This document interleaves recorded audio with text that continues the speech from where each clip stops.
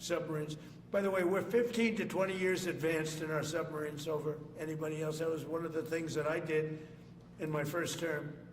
We make the best submarines by far in the world. We're at least 15 years advanced ahead of anybody else in submarine development. Most powerful, that's right, the most powerful weapon anywhere in the world, undetectable. So the battleships are going to be armed just in terms of guns and missiles at the highest level.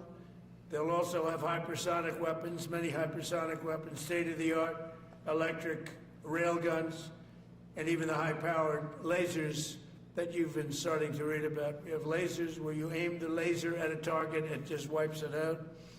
We're going to have, there'll be the most sophisticated lasers in the world, and the most sophisticated laser in the world will be on the battleships that we're building. They'll also carry the nuclear armed, sea-launched cruise missiles currently under development, which will be instituted pretty quickly, but they're under development and they've proven to be extremely lethal. The U.S. Navy will lead the design of these ships along with me, because I'm a very aesthetic person, alongside our partners in American industry, and we're going to have Pete Hegseth and Marco and a lot of very talented people involved, but a lot of it's already been done. We've been doing this for months. The construction will create thousands of American jobs. We're going to have the jobs be created. I mean, already we have factories being built unrelated to this, although AI will be a big factor when it comes to these ships. They'll be very AI controlled. Today's announcement is yet another step in our mission to make the United States Navy stronger than ever before.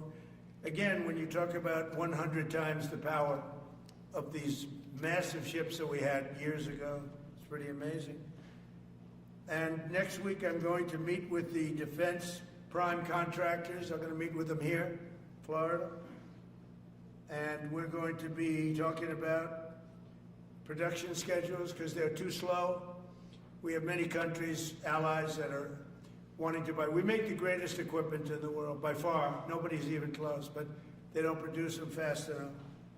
So we're going to be meeting with them to talk about the production schedules. We're going to have strong production schedules. And the only way they're going to be able to do that is to build new plants. Even with the F-35, we have many people who want the F-35 fighter jet, and it takes too long to deliver them to allies or to ourselves. It takes too long. The only way they're going to be able to deliver them is if they build new plants. They don't want to build new plants because that's expensive. So we're going to be discussing production schedules. We're going to be discussing CapEx spending. We'll be discussing the pay to executives where they're making $45 and $50 million a year and not being able to build quickly. They're going to make that kind of money. They have to build quickly. Again, we make the best equipment in the world, but they don't make them fast enough. And we're going to be also discussing dividends. We want the dividends to go into the creation of production facilities. So we'll be talking about all CapEx, dividends, and the pay. We're also going to be talking about buybacks. They spend so much money on buybacks. They want to buy back their stock. I don't want them to buy back their stock. I want them to put the money in plant and equipment so they can build these planes fast, rapidly, like immediately. I mean, I have sold more planes than any president by far, times probably 20. So every time I go someplace, I sell 100 planes. That includes commercial planes, Boeings, etc., but it also includes fighter jets. And I'm always having to say 5 years, 6 years, 7 years, helicopters, Apache helicopters, many years. India bought them. They want to get them. They don't want to wait a long time. So we don't want to have executives making $50 million a year, issuing big dividends to everybody, and also doing buybacks.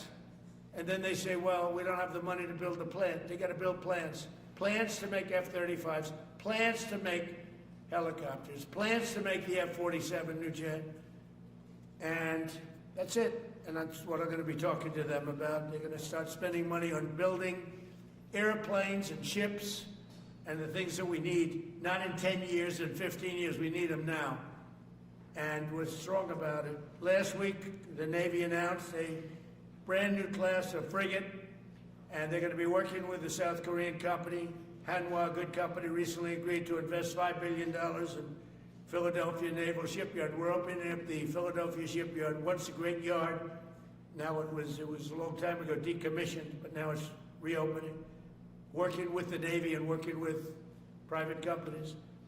The record-setting defense bill I signed last week authorized $26 billion to build new ships, including destroyers and various others. We already have a lot of submarines, as you know, under construction. We're building a lot of submarines. I tell you, to be exact, we have right now 15 submarines under construction or ready to start.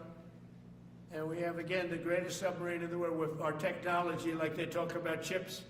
Well, I would say submarines are a bigger deal than chips. We're at least 15 years ahead of any other competitor. China, Russia, nobody can come close. We're also building right now 3 large aircraft carriers in addition to the ones we have. And we have, actually, interestingly, we have a lot of submarines. How many submarines do we have now altogether, approximately? Huh? What? Over 30. We have over 30. But these are the super duper subs, and there's nothing like them. So we're going to be doing from 12 to 15 brand new submarines. We have a couple of other things going on. We'll be building other elements of Navy. We'll be fixing up headquarters. We'll be fixing up places for our great sailors to live. And we're going to be working very hard with companies, but we're also going to be penalizing companies that aren't doing a good job. For instance, when they built the Ford, Gerald Ford, the cost overruns were ridiculous. That was done in Norfolk, Virginia. We're going to be talking about that with that company. The cost overruns were out of control. In World War II, the United States built upwards of 4 ships per day. Can you believe it? 4 ships a day, on average. And now there weren't all big warships, but there were ships, freighters, tankers. And it's a tragedy that we allowed this incredible capability just go astray. We don't do that much anymore. We do build our warships, but that's about it. But that's a lot. We're going to restore America as a major shipbuilding power. We're going to ensure the USA is the most powerful fleet anywhere in the world, and long into the future, with battleships helping lead the way, and the submarines, and again, nobody competes with us on submarines. So I just want to thank everybody, and I'd like to ask Secretary Hegseth to say a few words, followed by the Secretary, but if you would, Secretary of the Navy. But Pete's doing a fantastic job. By the way, we have, drugs are down 96.2% coming into the United States. 92.6 by sea. And soon we'll be starting the same program on land. The land is much easier. But every one of those boats that we knocked out saved 25,000 lives. So we saved 25,000 lives every time we knock out one of those boats with the drugs pouring in. And you just have to see it. I mean, people say, oh, gee, do you think it was really drugs? Well, just take a look. Bags all over the place. That's not fishing equipment. There's no fishing rods on those boats. They move fast. When you see a boat with 4 engines or 5 engines on, going 40, 50 miles an hour, well, they get hit. We save 25,000 lives every single time we knock out a boat. And it's over 96% stopped by sea. We're trying to figure out who the other 4% are, frankly. And we're going to have the same success, but even quicker, because it's much easier on land. If they want to come by land, they're going to end up having a big problem. They're going to get blown to pieces, because we don't want our people poisoned. 300,000 people died, probably last year 300,000. A lot of people say it was 200. Somebody said last night, it was only 175,000 people. That's like 3 stadiums, big football stadiums filled up with people died. But I think the real number is 300,000. We're not going to have that anymore. So we're doing a great job, and we enjoy doing it. Our border is secure. Our country is strong. trillions of dollars is coming into our country from other countries and companies. They're building factories and plants, including auto plants, all over the United States of America. Without tariffs, they wouldn't be doing anything, although they were very happy with the November 5th election. But it's only because they want to avoid paying tariffs that they're all coming in. And again, the biggest number was $3 trillion in history. That was China many years ago. Now it's $18 trillion, and that's just in 10 months. We think we could hit $20 trillion. That's investment in the United States, including plant and equipment. So thank you very much, and I'll ask Pete to say a few words, and then John. If you have any questions, we'll take them. Thank you. Thank you, Mr. President. Well, Mr. President, you're exactly right. There are no fishing poles, no fishermen, and no fishing boats. Just drug dealers and narco-terrorists. And with every strike, we're saving American lives. No other president was willing to do real deterrence. That's exactly what's happening. It's an honor to be here, Mr. President, Mr. Secretary, Secretary Rubio, to talk about what peace through strength really looks like. You can talk about it, or you can invest in it, and you can build it. And that's exactly what President Trump is doing. At the Department of War, we're restoring the warrior ethos. In fact, the President mentioned the NDAA. We put into law merit-based. We put into law getting rid of DEI and political correctness. That's now part of how our military operates. And you've seen it in record recruiting in the spirit at the Department of War. We're rebuilding the military. President Trump did it once. He's doing again with historic investments today in shipbuilding. And we're reestablishing deterrence, whether that's at the border, whether it's through Golden Dome, what happened with Midnight Hammer and what Iran found out, those drug boats, and of course the Houthis opening up the shipping lanes. American strength is back on the world stage. And the announcement of the Golden Fleet, anchored by new battleships, the biggest and most lethal ever, accomplishes all three of those things and marks a generational commitment to American sea power. Across the entire department, we are developing new operational concepts, deploying cutting-edge technologies, and making major investments, including in our Navy. This is happening in all domains, including space, as the President has talked about before anyone else. So it's the highest of domains and the lowest of domains under sea, and especially today in sea power, that always has to be decisive, has been in the history of America, and will continue to be under the leadership of President Trump. We will make sure that anything that flows from our country and with our allies flows freely and uncontested. New and better ships will provide that deterrent today and for generations to come. This new class, these new investments, will be the types of things that for decades, for centuries, the American people will look back and thank President Trump for having the vision and the willingness to invest right now in capabilities we need today, tomorrow, and long into the future. So, Mr. President, thank you for this investment, and I'll hand it over now to the Navy Secretary.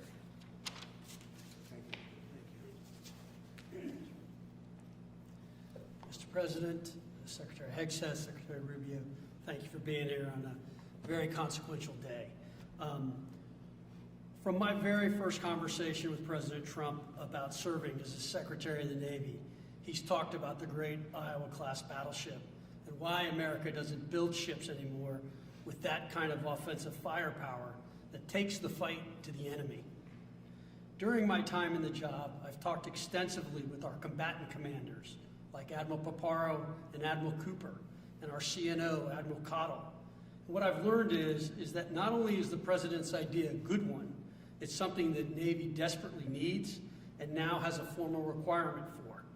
The future Trump-class battleship, the USS Defiant, will be the largest, deadliest, and most versatile and best-looking warship anywhere on the world's oceans. I want to thank the President for his vision to make this game-changing capability for the United States Navy. The Iowa was designed to go on the attack with the biggest guns, and that's exactly what will define the Trump-class battleships. Offensive firepower from the biggest guns of our era. This ship isn't just to swat the arrows. It is going to reach out and kill the archers. And for the first time in generations, we'll have a new leg in America's nuclear deterrence, because the Trump-class battleship will carry the nuclear-armed, sea-launched cruise missile. Striking dominance isn't all that the Trump-class battleship brings to the fight at sea. It has the size and capacity to serve as a flagship for our fleet commanders so that they can command and control naval forces far out to sea. As shown in the series, and the President mentioned it, Victory at Sea, Admirals Bull Halsey and Raymond Spruance commanded the war in the Pacific from their battleship flagships during World War II. Now this new battleship will command everything from warships to drones and everything in between. We're going to make battle groups great again. And this is just one piece of the President's Golden Fleet that we're going to build with the investments he talked about. A new frigate, the right frigate, the one our warfighters have told us they need. More amphibious power for our Marines with new capabilities like the medium landing ship. As part of the Navy's high-low mix, we're moving out aggressively on unmanned vessels with funding from the President's One Big Beautiful Bill to bring options to the fight and pull new, non-traditional defense partners into the American shipbuilding ecosystem. And we're making a generational investment in support ships. Logistics wins wars, and that kind of shipbuilding is the spark that will ignite the industrial base and help power the commercial shipbuilding that the President has called for. Under your leadership, Mr. President, we will have more tonnage and firepower under construction than ever before in our history. Building the President's Golden Fleet means jobs across the United States now. There'll be work for shipyards everywhere, from Philadelphia to San Diego, from Maine to Mississippi, from the Great Lakes to the Gulf Coast. And for manufacturers that will build components for this battleship in every state. The President has been clear. We must bring back our American maritime industrial might. And he has told me many times that as Secretary of the Navy, it is my job to equip our sailors to win the fight at sea with the finest ships in our history. To conclude, the USS Defiant battleship will inspire awe and reverence for the American flag whenever it pulls into a foreign port. It will be a source of pride for every American when it brings home our brave sailors who will sail defiant, raise their fists, and say, "We are peace through strength." And our adversaries will know when the Trump-class USS Defiant appears on the horizon, American victory at sea is inevitable. Thank you, Mr. President. Now when a conflict arises, you are going to ask not one, but two questions. Where are the carriers and where are the battleships? Thank you. Thank you very much. I just want to mention that John Phelan is one of the most successful businessmen in the country, in our country. Been a tremendous success, and he wanted to do this, and for nothing. He's taken probably the largest salary cut in history, but he wanted to do it. He wants to rebuild our Navy, and you needed that kind of a brain to do it properly. So I just wanted to give you a little information on him, which is probably enough. But one of the most successful men in the country, and he's that because he understands it, and he understands finance in addition to what we're talking about. Somebody who's doing a fantastic job is Marco Rubio, Secretary of State. And Marco, maybe say a few words, and then we'll answer some questions. Thank you. Thank you, Mr. President. And I don't have much to add. This is a phenomenal presentation. Thank you, Mr. President. This is American industrial power returning. This is the ability, once again, to rebuild, to have industry in the United States. This is generational in the change, not just in terms of applying American war power, increasing our ability to protect the seas. The U.S. Navy is the single biggest source of peace in the world of all of our forces because it gives us a global footprint. But it rebuilds American industrial capacity. The ability to make things again in our country has been critical to what the President's agenda has been all about, and this is a tangible reminder of it. And I know the country's grateful for it, and generations of Americans will be grateful for it. So thank you. Thank you, Marco. By the way, I think I'd just like to point out that these ships are made of steel as opposed to aluminum. It's a big difference, as you know. Battleships, the great battleships, had 6- and 7-inch steel hulls, and these are going to be likewise made out of very powerful steel. Our steel industry is coming back very strongly, by the way. It's coming back at record numbers, and we're going to be using them for the steel, but as opposed to an aluminum side, which, in all fairness, is not the same. So, John, we're going with all steel, I understand.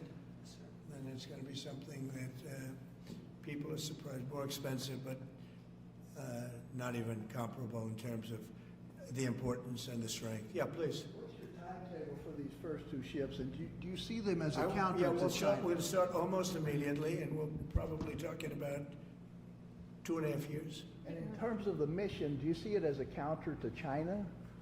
It's a counter to everybody. It's not China. We get along great with China. I have a great relationship with President Xi, and not China. It's just everybody. You don't know who comes along, but we just wanted peace through strength. Hopefully we never have to use them, but there will never be anything built like these. Think of it. Those battleships are incredible. These have 100 times the power. Think of that. I mean, and they were big and they were powerful. You know, I thought about taking some that are in dry dock and changing them, and then when I said that, you know, if we did, would be about, we could increase, if we doubled them, they'd be at like just a tiny fraction of what one of these was. This is the new technology, which is incredible. So we decided pretty early on not to do that. Yeah, please. Mr. President, Julio Rosas with Most Peaceful Media.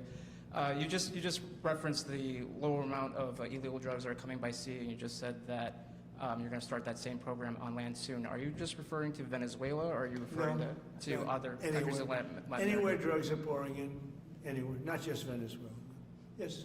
Speaking of Venezuela, Yeah. oil. What are we going to do with the oil that we have? Going to do with what? The oil that has been seized. The United States seized 1.9 million barrels of oil on December 10th. We're going to keep it. We're Where- keeping. Where's it? Are we going to sell it or We're put it in gonna the keep it. strategic Maybe oil we'll sell reserve? it. Maybe we'll keep it. Maybe we'll use it in the strategic reserves. We're keeping it. We're keeping the ships also. Yeah, please. About Venezuela, sir, have you spoken to American oil companies that have had their assets seized about what a post-Maduro Yes. Venezuela would mean for them, of what coming I have back and restarting all of operations? the big ones, yeah. I have. Yeah, please. Why do you feel like this initiative was neglected for so many years, and does this come amidst the rising tensions between the U.S. and Venezuela? We're talking about with Venezuela? Yes. Well, you had a different kind of a president before me. They didn't mind being ripped off. They didn't mind being robbed. They didn't mind drugs pouring into our country. They didn't mind the jails of Venezuela and Trinidad and Nicaragua being emptied into the U.S., where they take over Colorado and other places. I do mind. So you had a different kind of a president. I hope people are enjoying it because we've never been respected more than we are now. Yeah, please. Thank you. Thank you, Mr. President. Were you surprised by the number of photos of Bill Clinton in the Epstein files? And can you commit to their By full... what? And were you surprised by the number of photos of Bill Clinton in the Epstein files? And can you commit to their full release by the end of the year? Some of the victims were protesting that too many of them were redacted. I know there are a lot of people that are angry about all of the pictures of other people, you know, but I think it's terrible. Look, I like Bill Clinton. I've always gotten along with Bill Clinton. I've been nice to him. He's been nice to me. We've always gotten along. Respect him.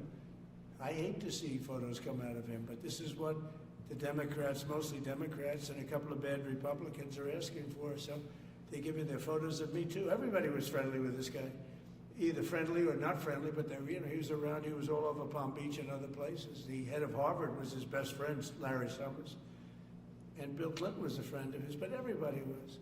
I actually threw him out of Mar-a-Lago, and as a person who was in Mar-a-Lago, I threw him out. Mar-a-Lago this is Mar-a-Lago. It's the hottest place I think it's the hottest place in the world, but it's the hottest place in Florida.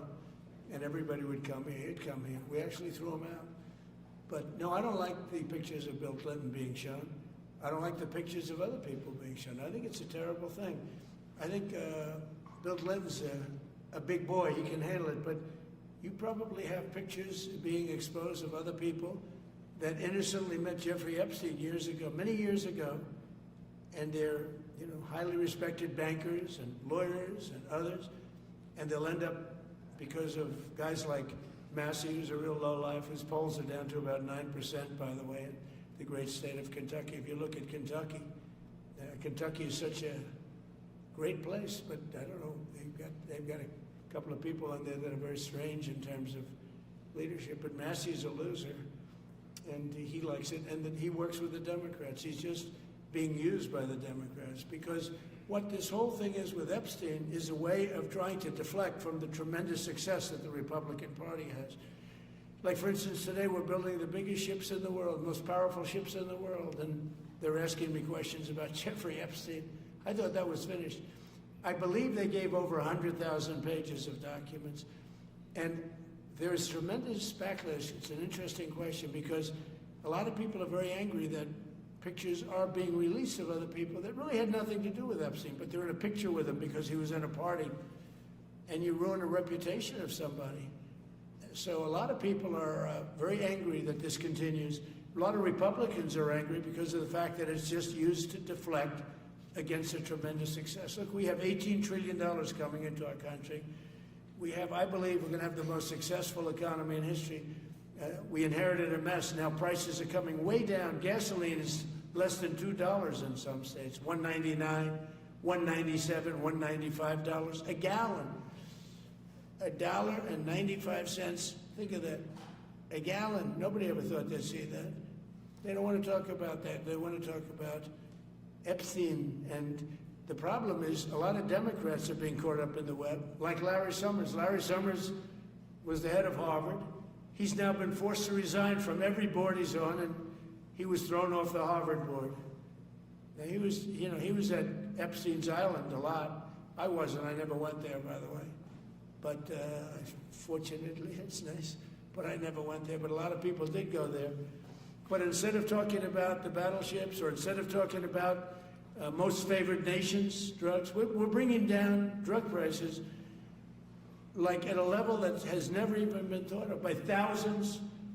Think of it, by 1,000%, by 1,200, 1,300, 1,400% in some cases. A drug that sells for $10 in London is costing $130 in New York. We're bringing it down to $20, and they're going to go up to 20. So they're going from 10 to 20, which is a doubling.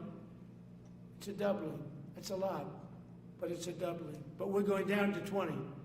So we're going down, if you can do your own math, but it's 2,000%, 3,000%. It's pretty amazing. And you know, the New York Times had a story about it, a small story, way in the back of the paper. It's the single biggest thing to happen with respect to drugs probably in 50 years. It's never been anything like this. In my first term, I was able to get drug prices down 1/4%. It's the first time in 28 years that they went down. 1/4%. I'm so proud of myself. Now we're doing them 2,000%, 1,500%, 1,200%. That pill that sold for $130 will now be selling, as an example, for $20. Because the rest of the world took advantage of us. Without tariffs, I could have never done it. I called up the heads of the countries. As an example, France, I spoke to a very good man, President Macron of France. And I said, Emmanuel, you have to raise your drug prices. He said, no, we will not do that. I said, you have to. He said, no, I don't want to do that. Look, you're asking me if we go to $10 to $20, you're going to come way down to 20. We don't want to do that. Now, in all fairness, no other president even tried. But if they did try, there was actually a fake story in stupid USA Today. I didn't even think they'd make it anymore. I haven't. But I saw a story where Biden was trying to do this. Biden never tried to do it. Biden didn't know he was alive. He never tried to do it. But they're taking it from $10 to $20. So he would say, and the other leader said the same thing. No, we won't do it. I said, no, you're going to do it 100%. They said, nope. We're not doing it. We're not going to double our price. Because, again, if you go from $10 to $20, they're doubling their price.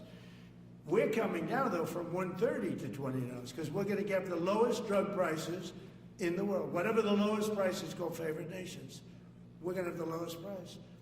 So I said, no, you're going to. No, I will not do this. Politically, it's unacceptable. I said, Emmanuel, you're going to do it 100%. Please accept it now. Be nice. You're going to do it 100%. No, I will not. I said, yes, you are. He said, why do you keep telling me I am when I'm not? Because if you don't do it, I'm going to put a 25% tariff on everything France sells into the United States of America. And that's approximately 20 times more than I'm asking for with respect to drug prices. He said, I see. I agree to do it. Every other country said the exact same thing. They all said, "No, I will not do it." I said, "All right, on Monday morning you'll have the 25% tariff, everything you sell." In the case of France, it was wine, champagne, cars, everything they sell. It's 25 to 30 times the price of what we're talking about, at 25%. Every single country agreed. And that was a big problem. The drug companies were difficult, but fine, because we have a certain control over the drug companies. We had no control over these foreign nations. So every single country has agreed to do this. So we will take that pill price down, as an example, talking about not just pills, we're talking about everything. We'll take it down from $130 a pill down to $20 a pill. And the rest of the world will take it from $10 a pill up to $20. It's the biggest thing ever to happen, and it's covered, barely covered in the New York Times, because it's a fake newspaper. Yeah. Mr. President, on shipbuilding, how does the administration plan to ensure that there's sufficient workforce availability as you're producing these ships? Could you speak up? How does the administration plan to ensure there is sufficient workforce availability as you're producing these ships? We're going to have we're going to have tremendous workforce availability. We're also going to have robots helping us. We're going to have a lot of robots helping us because we need it. And because we're going to town, we're building a lot between the AI and the auto plants. So we're going to need robots. We're going to have robots, but that's going to help us. We're going to have a tremendous workforce. And in order to operate you're always going to need people. You know, you can have robots, but you're going to have to get somebody to start those robots, and you're going to have to improve the robots. But we're going to have robotic factories plus manpower. So we're going to have enough. We're going to need the help of robots and other forms of, I guess you could say, employment. We're going to be employing a lot of artificial things, but the beauty is we're going to have more jobs than we've ever had. Just so you know, a number came out the other day. We have more jobs right now in the United States. More people are working right now in the United States than at any time in the history of our country. Think of that. Pretty amazing. So we'll have the help of, mechanical help, if you want to call it that, but we'll have tremendous employment. They'll be paid a lot of money. They'll do better than they ever did. Okay? Mr. President, some may have been expecting a different kind of announcement today, hearing your Secretary of War and Secretary of State here. You mentioned strikes on land in Venezuela more than 15 times, even now, just in your recent remarks. Why should Maduro take your threats seriously? And He can do whatever he wants. What's your end game? Maduro? What's your end game? There's no answer. He can do whatever he wants. I mean, we have a massive armada formed, the biggest we've ever had, and by far the biggest we've ever had in South America. He can do whatever he wants. It's all right. Whatever he wants to do. If he wants to do something, if he plays tough, it'll be the last time he's ever able to play tough. But they sent their prisoners into us. They sent people from jails, prisons. They sent people from mental institutions and insane asylums into the United States. Just walked right in because Biden had an open border policy. What the Biden administration did to our country can never be forgotten. They took in millions and millions, 25 million people over the course of 4 years. Many of those people were murderers and drug dealers, prisoners, rough prisoners. 11,888 murders. More than half of them killed more than one person. They came into our country. Now, I spoke to Christine Noem today. I spoke to Tom Homan today. He came down to see me. And we had a great meeting. They've done an amazing job. We're getting them out. We're getting them out very fast. But this should have never happened. But Venezuela was one of the... Venezuela took advantage of the open borders that Biden created more than any other country. Tren de Aragua, we had gangs all over. Look, I mean, you have a very weak governor in Colorado.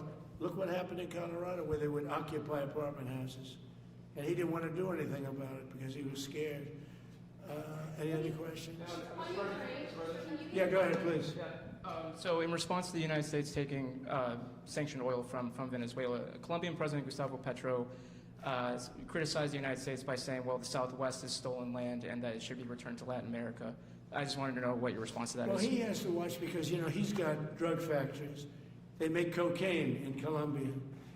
And he's no friend of the United States. He's very bad guy. And he's got to watch his ass because he makes cocaine and they send it into the United States of America from Colombia. We love the Colombian people. I love the Colombian people. They're great people, energetic, smart, great. But their new leader is a troublemaker, and he better watch it. He better close up those cocaine factories. They have at least 3 major cocaine factories. We know where they are. He better close them up fast, yeah.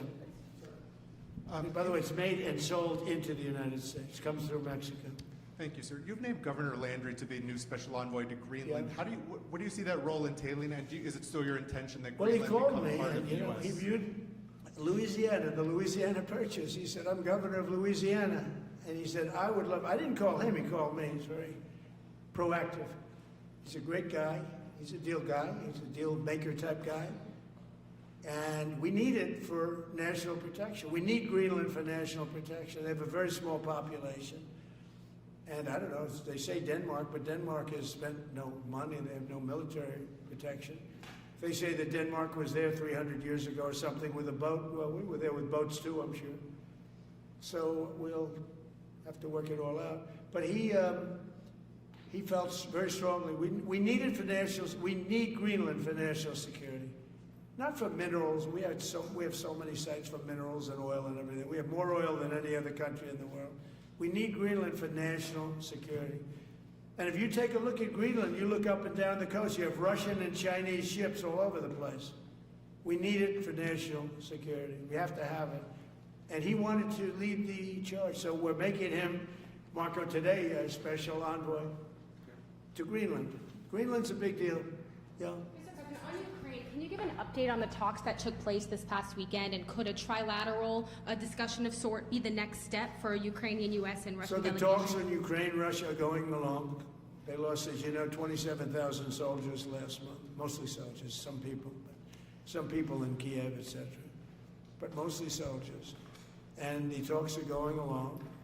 And I say that, you know, there's tremendous hatred between these two leaders, between President Putin, President Zelensky, tremendous hatred, and I hope we can get it done. We are talking. Talks are going okay.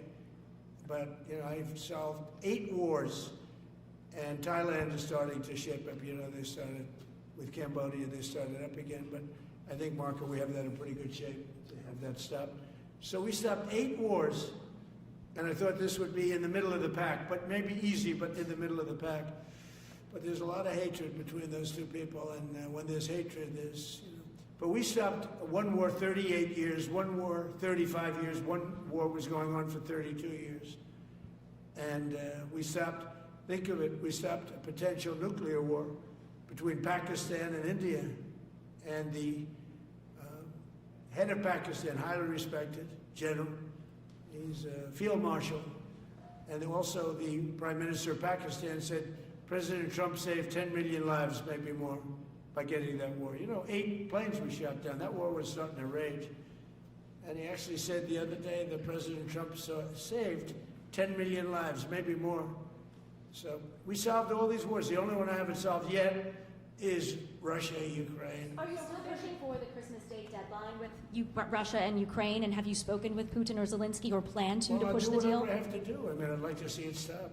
Look, we don't lose any money on that war anymore. You know, Biden gave $350 billion, and who knows what happened to it. We now sell missiles, planes, all of the best military equipment. We sell it to NATO. We got NATO to go from 2% GDP to 5%. Nobody believed that to this day. Nobody's going to write that, but nobody believed it. And they take that money and they pay it to the United States for weapons. So we sell weapons to NATO. We sell full price. We sell weapons to NATO, and NATO takes those weapons and probably distributes them, but gives a lot of them to Ukraine. So we don't lose any money like we did with Biden. He was spending money like a fool. He was a fool. What he did to our country is so horrible. But he gave $350 billion between cash, gave a lot of cash, $350 between cash and weapons. You remember at the beginning of that whole thing, I gave them javelins. Javelins are the anti-tank busters. And President Obama at the time gave them sheets. I gave them javelins. They gave them sheets. But you know, the bottom line is time for, I think they're all tired of that war. Everyone's tired of that war. It's got to stop. Yeah, please. The U.S. was in active pursuit of a sanctioned oil tanker yesterday. Are you able to share what became of that tanker? Was the U.S. able to seize No, it? it's moving along, and we'll end up getting it. Yeah, we're actually pursuing it. Can you imagine? Because it came from the wrong location. It came out of Venezuela, and it was sanctioned. Yeah, please. Ultimate goal in Venezuela to force Maduro from power. Well, I think it probably would. I can't tell that. That's up to him what he wants to do. I think it would be smart for him to do that. But again, we're going to find out. Look, Venezuela did terrible things to the United States. They sent hundreds of thousands of people, millions of people, into our open border. They sent their criminals, they sent their prisoners, they sent their drug dealers, they sent their mentally insane and incompetent people into our country more than any other country. Others did too. The Congo did. Others did too. And we just let them come right in because we were run by a stupid president. But you don't have a stupid president anymore. Mr. President, have you set up the meeting with the healthcare insurers just yet? And what are you hoping to get? How I'll are be you hoping setting to it up. lower I think we're costs? going to meet with the healthcare insurers, the insurance companies. So what I'm asking for in healthcare is very simple. Obamacare is a disaster. I call it the Unaffordable Care Act. Unaffordable as opposed to, it's unaffordable. They're going to have a tremendous increase in premiums, which is Obamacare, which is them, the Democrats' fault. They'll try and blame Republicans. It has nothing to do with us. It's the Democrats' fault. What I want to do is we spend hundreds of billions of dollars a year that go to insurance companies. I want that money to go to the people and let the people buy their own health care. And everybody loves it. It's become our issue. Now, before I do that, I'll meet with the insurance companies, just as I met with the drug companies. As you know, we're meeting with 4 other drug companies, Johnson & Johnson. But they've all agreed. We're meeting with them this week. It's coming up. It'll be a similar meeting. They've all agreed. But nobody would have thought the drug companies were going to do what they did, where they're giving away free drugs. And they've been so great. Okay? And we have most favored nations. Nobody thought that was possible. I don't think any other president ever tried to get it because they never thought they could. But with respect to the insurance companies, I want to meet. There's essentially 14 of them, 10 big, but there's a total of 14 pretty much, pretty big. And I want to meet with them, and I want to say, I want you to cut your rates way down, way, way down. And maybe if they do that, we'll be able to not cut them out. We'll be able to continue to deal with them, which is probably a little easier process. I think the best process is pay the money directly to the people, let them buy their own health care. But I'm going to meet with them the first week back. I do it now, but they're trying to come up with a schedule. They want to meet badly. They've told me. But they want to come up with a schedule. I said, make it a good schedule. Your rates have to come way down.